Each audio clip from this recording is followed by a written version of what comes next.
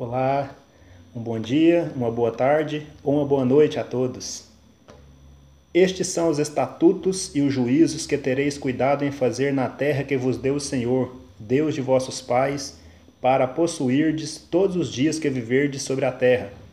Totalmente destruireis todos os lugares onde as nações que possuireis serviram aos seus deuses, sobre as altas montanhas e sobre os outeiros e debaixo de toda árvore verde. E derrubareis os seus altares e quebrareis as suas estátuas, e os seus bosques queimareis a fogo, e abatereis as imagens esculpidas dos seus deuses, e apagareis o seu nome daquele lugar.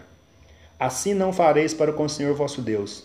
Mas o lugar que o Senhor vosso Deus escolher de todas as vossas tribos, para ali pôr o seu nome, buscareis para sua habitação, e ali vireis.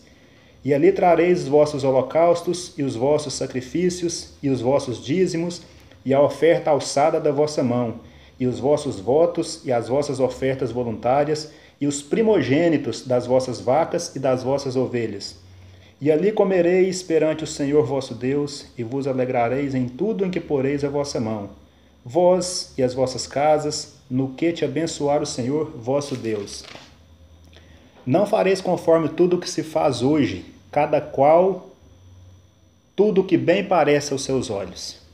Essa é uma passagem da Bíblia que eu li, que se encontra no livro de Deuteronômio, no capítulo 12, do versículo 1 ao versículo 8. Uma passagem onde Deus estava orientando o povo de Israel sobre o lugar que ele deveria ser cultuado, que ele escolheria o lugar. E ele dava uma orientação a eles para que o lugar que eles possuíssem, né, eles deveriam destruir tudo que fosse relativo aos deuses daquelas terras. Destruir todos os altares, toda forma de culto teria que ser desfeita, que era relacionada aos deuses daqueles povos. Ele orientando o povo de Israel que eles não deveriam proceder como aqueles povos pagãos, adorando outros deuses, fazendo deuses de estátuas, esculturas, né, esculpindo deuses, imagens para ser os seus deuses. Então ele orientava o povo de Israel, na verdade não era nenhuma orientação, na verdade era um mandamento. O versículo 1 começa falando, estes são os estatutos e juízos. Estatutos e juízos são leis, são regimentos que devem ser cumpridos.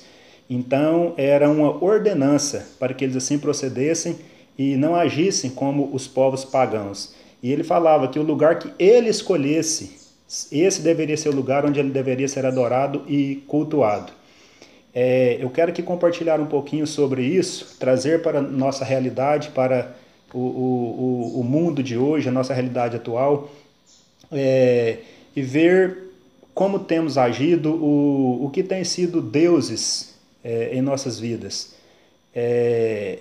Muitos têm como Deus a bebida, muitos têm como Deus o sexo, prostituição, muitos têm como Deus o dinheiro, né, a ganância, um apego exagerado ao dinheiro, várias coisas que têm sido deuses na vida de muitos, e nós devemos detectar o que tem sido deuses em nossas vidas. Será o que tem sido Deus em minha vida? Será que eu tenho tido o Senhor Deus, o Santo Deus, o Deus de Abraão, de Isaac e Jacó, o Deus de Jesus Cristo? Será que eu tenho tido Ele como o único Deus, Senhor e Salvador de minha vida? Ou eu tenho tido outros deuses, né, no lugar dele? Ele ordena que nós o tenhamos como o único Deus, o único que deve ser adorado e exaltado. Não podemos ser outros deuses em nossa vida. Nessa passagem, ele deu essas ordenanças ao povo de Israel e dizia que assim eles deviam proceder. Então, trazendo esse ensinamento para nós hoje, assim nós devemos proceder. Detectar aquilo que tem sido Deus em nossa vida e destruir, como ele mandou o povo de Israel, destruir todos os altares, todas as estátuas, todos os objetos que eram relativos ao culto àqueles deuses. Assim também devemos detectar e destruir, tirar por completo da nossa vida. O que você tem feito Deus em sua vida? O que mais tem te dominado? O que mais tem te dado prazer e alegria?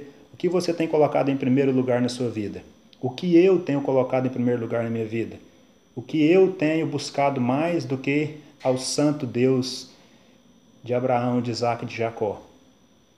Temos que analisar e observar. Hoje em dia, tudo é relativo, né? Tudo, não, mas isso não é errado, não é pecado, eu faço isso, mas não é errado. Tudo está sendo relativizado. É interessante que aqui no versículo no 8, o último versículo que eu li, diz assim: não fareis conforme tudo que se faz hoje, cada qual tudo que bem parece aos seus olhos.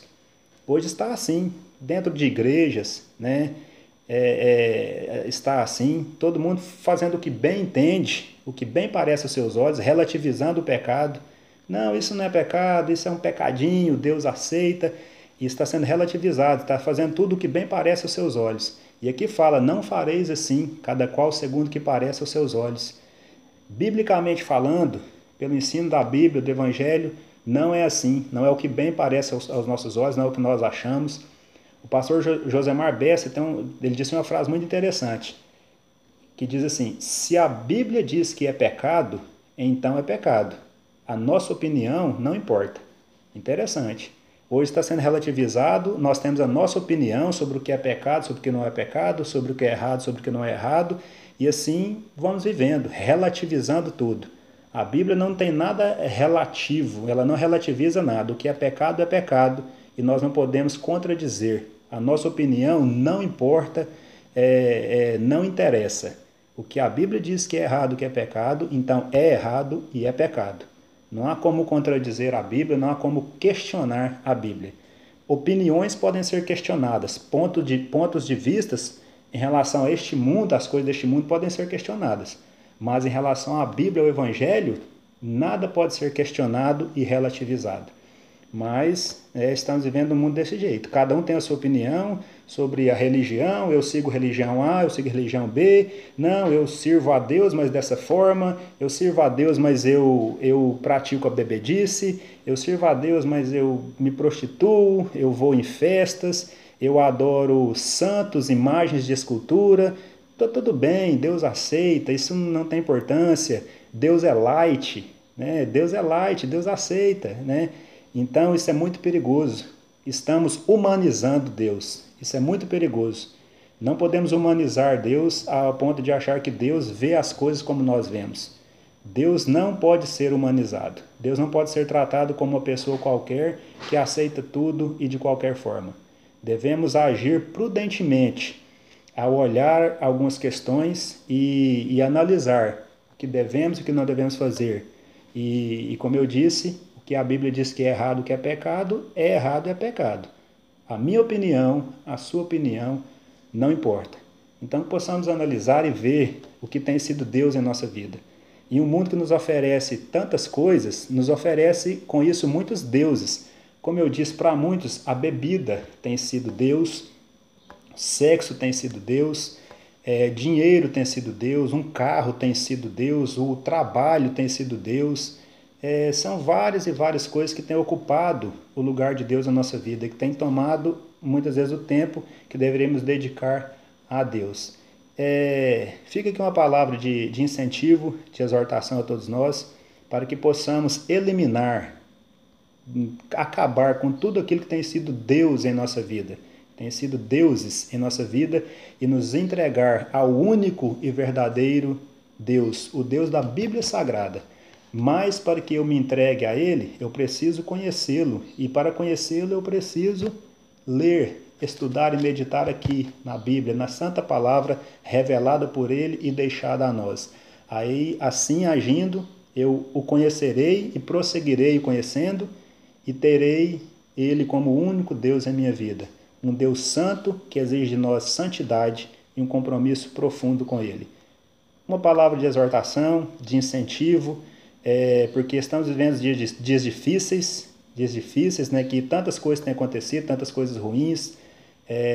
O pecado tem nos apertado de uma forma tal, as tentações têm nos apertado, têm nos oprimido, e muitas vezes temos nos entregado a isso. Então devemos buscar força em Deus e nos resguardar de tudo isso, ok? Um abraço a todos. Fiquem com Deus.